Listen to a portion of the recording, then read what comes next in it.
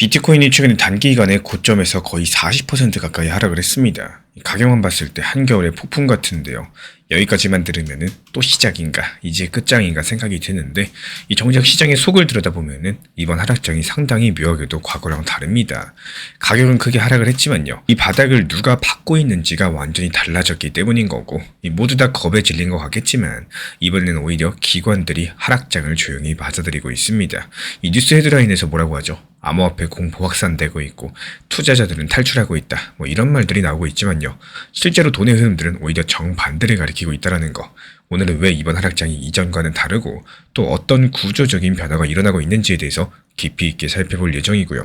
결과를 먼저 말씀을 드리자면은 이번 하락장에서 핵심은 당연히 개인이 던진 자리를 기관이 받아내고 있다는 사실입니다. 먼저 기관들이 하락장을 어떻게 바라보고 있는지부터 짚어보겠습니다. 이 미국의 자산운용사 비트와이즈의 헌터 호슬리 CEO가 최근 CNBC 인터뷰에서 이렇게 말을 했어요. 이 기관들 다수가 이번 비트코인 하락장을 매력적인 진입 구간으로 보고 있다라고요. 실제 근거도 제시를 했는데 자사 비트코인 ETF를 포함해서 시장 전반의 비트코인 ETF 거래량이 평소의 3배부터 4배까지도 급증했다라고 합니다.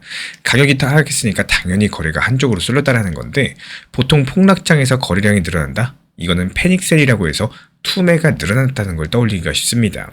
하지만 호슬리 CEO의 설명은 달랐는데요. 이번 거래량 증가는 패닉셀이 아니라 이 기관의 매수 참여 증가 때문이다라는 거예요. 즉 개인이 던지고 있는 물량을 현재 기관들이 야금야금 받아먹고 있기 때문에 이에 따른 거래량이 늘어난 것이라는 뜻이고, 실제로 한 자산 관리사랑 대화해봤을 때 그쪽 고객들이 언제 자본을 투입할지 타이밍을 재면서 이번 하락장을 주시하고 있더라고 이렇게 전달을 했습니다. 매도하기 위해서 시장을 보는 게 아니라요. 언제 들어갈지 이 매수하기 위해서 시장을 지켜보고 있었다는 건데요. 그리고 이쯤에서 의문이 생기죠. 왜 기관들은 가격이 40%나 하락했는데도 겁을 내기는커녕 지갑을 열 준비를 하고 있을까? 여기는 기관들의 특유의 투자 구조가 존재합니다. 이 블룸버그 ETF 전문 애널리스트 에릭 발투나스의 진단을 빌려보자면요. 이번 코인데스크랑 인터뷰에서 이런 상황들을 분석하면서 두 가지 중요한 점을 짚었습니다. 먼저 ETF 투자자들은 암호화폐 트레이더랑 구조적으로 다르다라는 거. 이번에 비트코인이 40% 넘게 급락하는 동안에 ETF를 통해서 투자한 자금의 이탈들이 고작 6.6%에 불과했어요. 이 절대 다수는 그냥 버텼다는 얘기인 건데, 이 발투나스 측에서는 그 이유가 포트폴리오 구성이 있다고 설명을 합니다. 일반적으로 봤을 때 기관들이 ETF로 보유한 비트코인은 전체 자산의 1에서 2% 정도에 지나지가 않습니다. 비트코인은 핵심 자산이 아니라 일종의 양념처럼 조금씩 가져가는 형태인 건데, 그러니까 비트코인 가격이 반토막이 나도 이들의 전체 자산에는 0.5에서 1% 충격이 오는 정도입니다.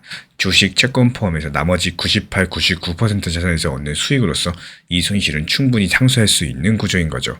결과적으로 심리적인 여유가 있는 거고, 비트코인이 반값이 돼도 에이 양념 빠졌네 이런 생각을 하지, 내가 가지고 있는 전 재산이 날아갔다 이런 수준 정도가 아니라는 거예요. 오히려 저렴하게 매수할 수 있는 기회가 왔다라고 여길 수 있는 여력이 충분하겠죠. 게다가 이들 같은 경우는 이 전통 금융시장에서 수십 년 동안 수많은 사이클을 겪은 베테랑들이기 때문에 2000년대 닷컴 버블, 그리고 2008년 금융위기, 2020년 팬데믹 폭락까지도 여러 가지 희한한 폭풍을 다 겪어봤습니다. 그렇기 때문에 40% 하락 정도는 놀랄 일도 아니라는 태도를 보여주고 있는 거예요. 이 정리되자면 현재 기관들은요, 비트코인을 소금이나 후추처럼 약간 뿌려둔 상태이기 때문에 음식 맛이 싱거워지면은 오히려 더 뿌릴 생각을 하는 거겠죠. 그럼 반대로 누가 놀랐길래 시장에 이렇게 출렁였느냐를 보셔야겠죠. 이번 하락장에서 급하게 팔고 나온 쪽은 주로 개인들과 단기 트레이더들이었습니다. 이 특히 고배율 레버리지로 선물 시장에 베팅했던 투자자들 상당수가 가격 급락에 연쇄 도미노 청산을 당하면서 평생 동안 모아놨던 자금이 한순간에 증발이 된 상황이었죠. 지난 1월 말부터 며칠 사이에 수십억 달러 규모 선물 포지션이 강제 정리됐고요. 눈덩이처럼 가격 하락을 키운 측면이 있었다라는 거.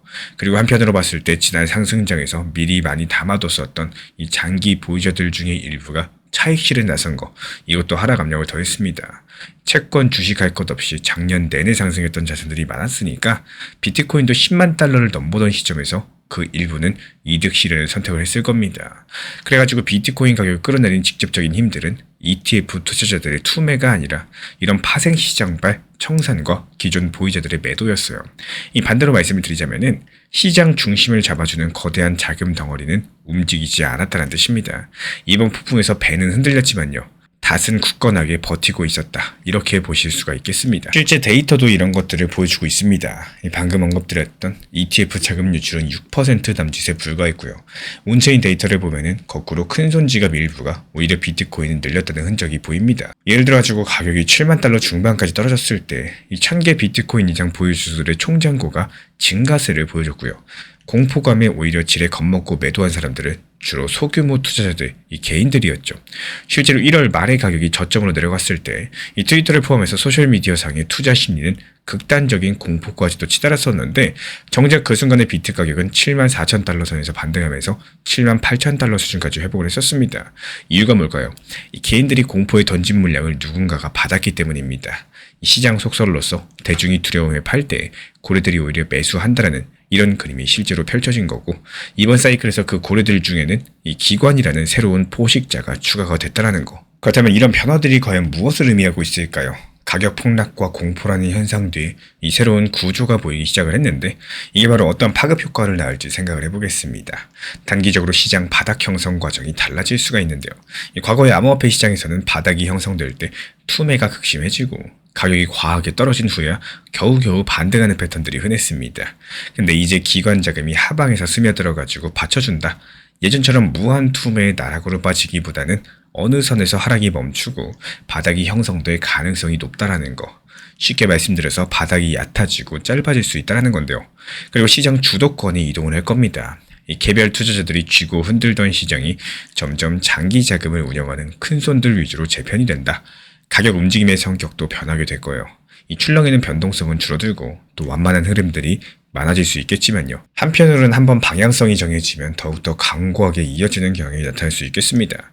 이 기관들이 웬만해서는 안 팔고 버티다 보니까 예를 들어서 올라갈 때도 중간중간 개인들이 던져도 기관이 홀딩해주면 덜 빠질 거고, 반대로 내려갈 때도 기관이 안 던지니까 크게 떨어지지 못하는 이런 식의 탄력 낮은 대신에 견고한 움직임이 될 수가 있겠죠. 그리고 알트코인이랑 비트코인 자금 흐름 차별화가 될 겁니다. 이 기관들이 대체로 비트코인과 일부 이더리움 같은 메이저 자산들에 먼저 들어오기 때문에 한동안 시장 자금이 비트코인 쪽으로 치우치는 현상이 지속될 수 있겠어요. 실제로 최근 몇 주 사이에 비트코인 도미넌스가 상승한 것으로 볼 수가 있는데요. 상대적으로 비트코인 가격 방어가 잘 됐지만 알트 쪽 하락폭이 더 컸다는 의미를 가지고 있습니다.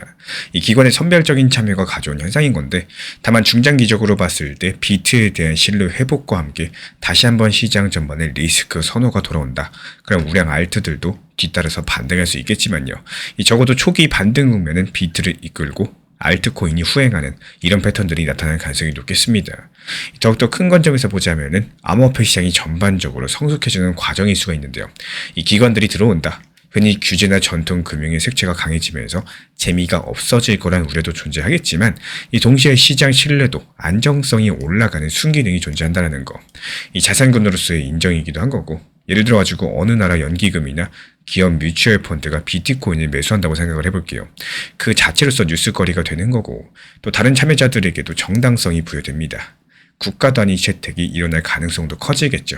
이미 일부 국가에서 비트를 법정 통화로 채택을 하거나 준비 자산으로 고려를 하고 있는 상황인데, 이런 움직임들이 확산된다면 비트는 지금과는 완전히 다른 위상으로 격상될 수가 있겠습니다. 그런 3차 파급 효과까지 이어지게 된다. 결국에 이번 하락장 동안에 조용히 진행된 기관의 바닥 매집이 훗날 시장 판도를 바꾼 분수령으로 평가될지도 모르겠습니다. 제가 개인적으로 말씀드리고 싶은 내용을 요약드려보자면은, 이 비트코인은 크게 하락을 했지만 미국 경제를 포함해서 거시경제 탄탄하고 암호화폐 규제 정비 논의도 진전되고 국가적인 채택 가능성까지도 거론되는 여러 가지 긍정 재료들이 수면 아래 쌓이고 있습니다. 그런데 시장 투자자들, 특히 기관들은 그 사실을 알고 버티거나 오히려 조용히 매수로서 대응을 하고 있다는 거. 정리드리자면 가격과 분위기는 냉랭하더라도요. 시장 내부 동향이랑 펀더멘털은 서서히 봄바람이 돌고 있다는 거. 여기서 가능한 두 가지 해석이 나오겠죠. 먼저 첫 번째로 그래봤자 여전히 크립토 윈터다라는 시각입니다. 즉 기관이 버틴다고는 하지만 전체 시장 규모에 비하면 비트코인 ETF나 이 기관 자금 비중이 아직까지 크지 않다 보니까 심리가 얼어붙은 이상 더 하락할 수도 있다는 신중론인데요. 또 다른 하나는 이제 겨울의 끝이 보인다는 해석입니다.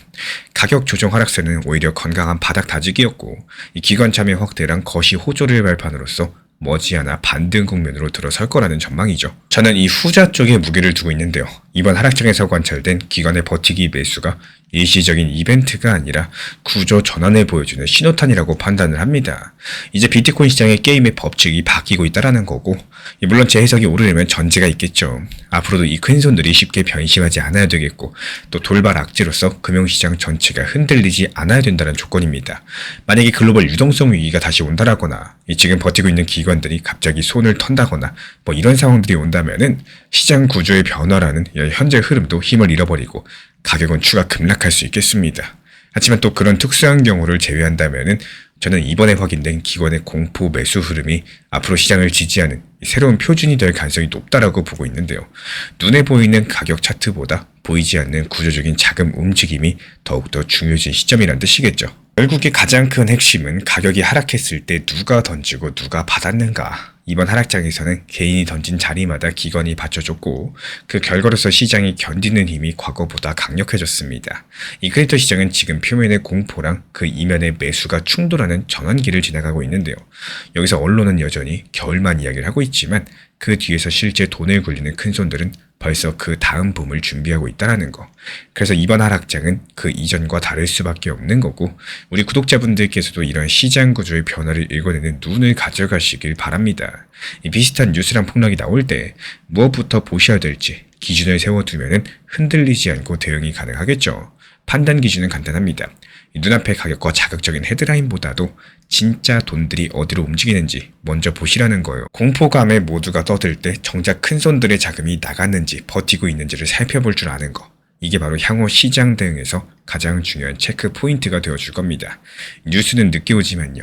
돈의 흐름은 흔적을 남기니까요. 오늘 영상의 메시지처럼 기관이 공포를 매수할 정도로 구조가 바뀐 시장에서는 본질을 보셔야 살아남습니다.